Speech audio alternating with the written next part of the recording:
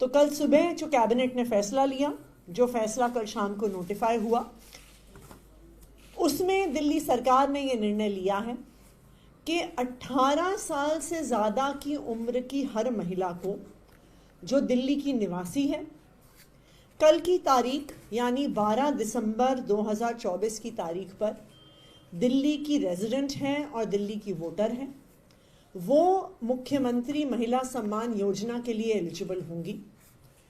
कुछ ऐसी कैटेगरीज की महिलाएं हैं जो एलिजिबल नहीं होंगी। सबसे पहले जो करंट या पास्ट में रह चुकी परमानेंट गवर्नमेंट एम्प्लॉयज़ हैं, जिसमें चाहे वो सेंट्रल गवर्नमेंट में हो, चाहे वो दिल्ली सरकार में हो, चाहे वो एमसीडी में हो, अगर वो किसी भी प्रकार के परमानेंट गवर्नमेंट एम्प्लॉई हैं तो वो एलिजिबल नहीं होंगी।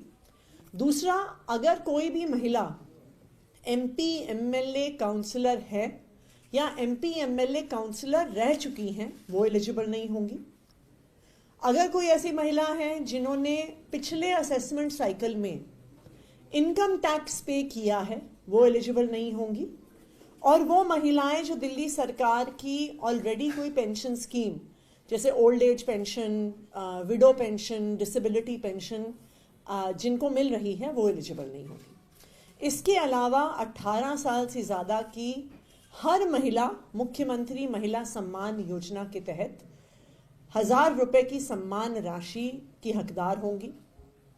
इस फैसले को कल शाम को नोटिफाई कर दिया गया है। अब रजिस्ट्रेशन की प्रक्रिया शुरू करने पे काम हो रहा है और हमें उम्मीद है कि आने वाले हफ्ते 10 दिन में हमारा प्रयास रहेगा कि महिला सम्मान राशि के लिए रजिस्ट्रेशन की प्रक्रिया शुरू हो जाए। मैम, आपने खुद कहा कि प्रक्रिया को शुरू होने में 15 दिन का टाइम लग जाएगा और ये भी संभावना है कि 15 दिनों के भीतर चुनाव की घोषणा भी हो जाए। तो ऐसे में बीजेपी ये सवाल उठा रही है कि क्या सिर्फ चुनाव के मद्देनजर इतना लेट इस फैसले को लाया गया, पहले भी लाया जा सकता था?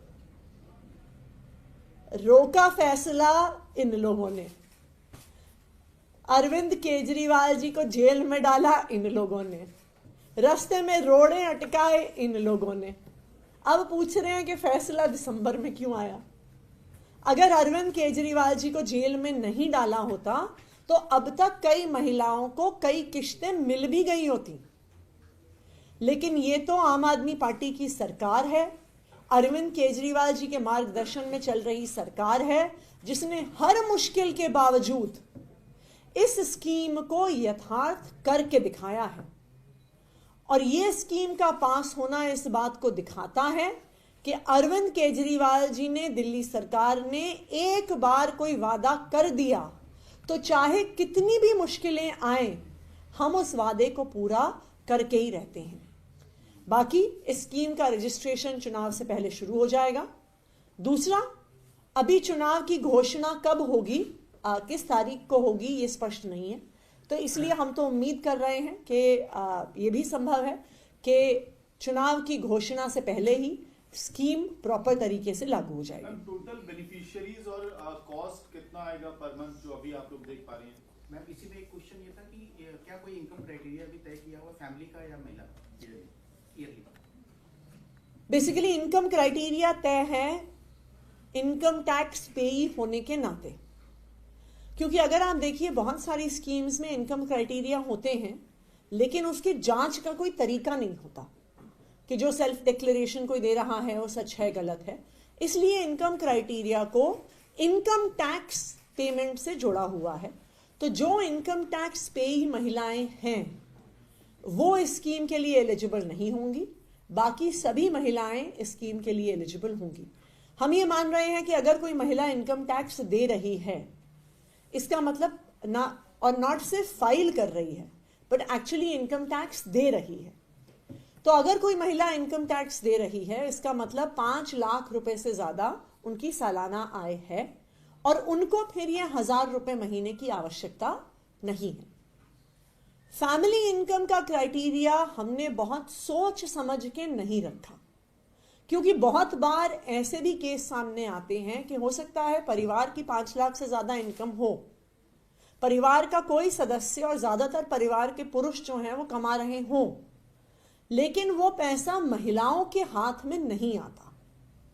और हम बहुत सारे केसेस देखते हैं कि कई बारी अच्छे फाइनेंशियली वेल ऑफ परिवारों में भी डोमेस्टिक वायलेंस, अब्यूज वगैरह के केसेस सामने आते हैं।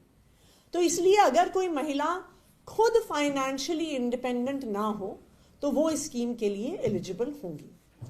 बाकी कितनी महिलाएं इसके लिए अप्लाई करती हैं वो उस पर डिपेंड करेगा। मेरा ये मानना है कि जो महिलाएं जिनको ज़रूरत है वो ही मेरे ख्याल से सामने आएंगी और इस स्कीम के लिए अप्लाई करेंगी।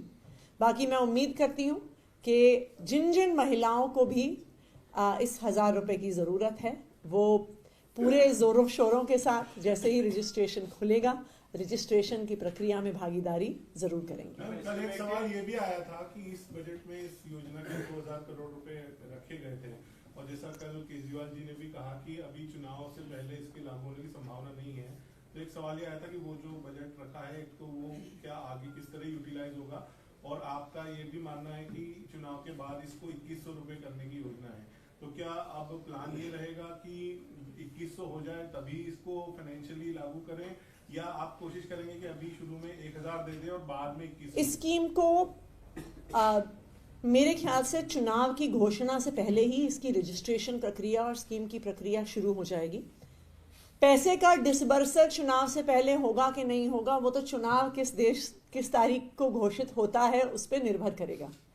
चुनाव 1 जनवरी को घोषित होगा, 5 को होगा, 20 को होगा, इस पे फैसला मैं नहीं ले सकती हूँ, इस पे आधिकारिक तौर पे बयान मैं नहीं दे सकती हूँ।